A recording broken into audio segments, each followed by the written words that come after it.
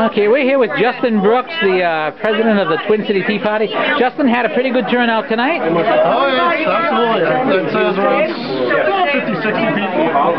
Now, Justin, I want to know, how can this be? Harry Reid, didn't he say that the tea parties were dead? Yeah, he did, and I found it kind of funny because, I mean, the last two meetings were a little bit slow, but I think that had a lot to do with the New England weather.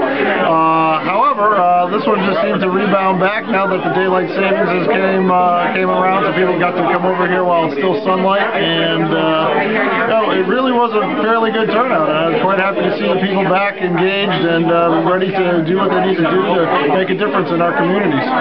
Now, I hate to hit you with Harry Reid twice in one interview, but there seems to be a little bit of a conflict here with what he said. First, he said the Tea Party was dead, and then he urged Bonnier today to ignore the Tea Party and split off from it. Would you say this is a bad idea? By the way, we're celebrating a birthday here, which is why there's all that noise. There's our birthday boy, by the way. Happy birthday! Happy birthday!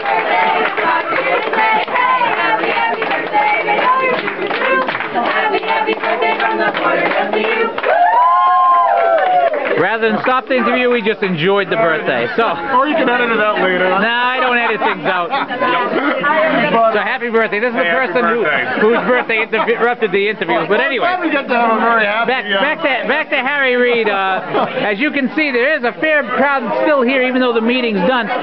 Would you say that that's bad advice for Mr. Bonnier? I would say so, because I mean, you got to look at the way.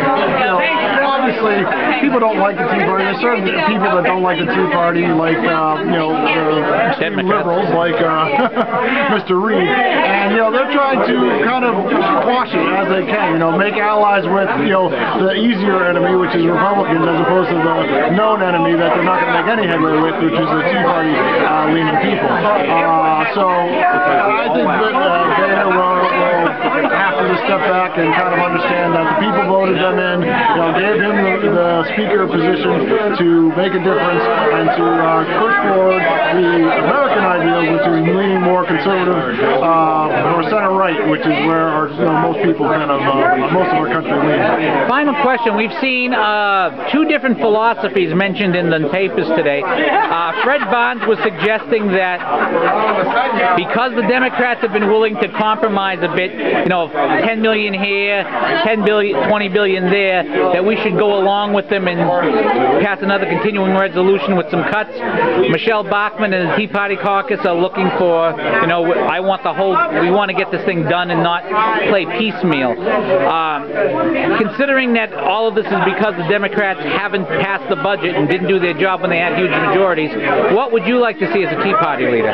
Well, there has to be a certain level of compromise in government. There always has to be, and you got to pick and choose your battles. But unfortunately, there's been a lot of damage done when the left had the control of the House and the Senate, and they were unwilling to play ball and tried to paint a picture that they were trying to play ball, but they actually weren't, and trying to jam through a lot of the stuff and not compromise themselves. So that has to be taken into consideration. I think there may be a lot less compromise than they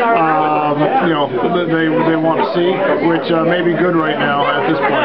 All right, well, Justin, thank you for your time, and hope to see you at the Twin City Tea Party Bowling League Wednesday after next. Thank you. Hope to see you there, too.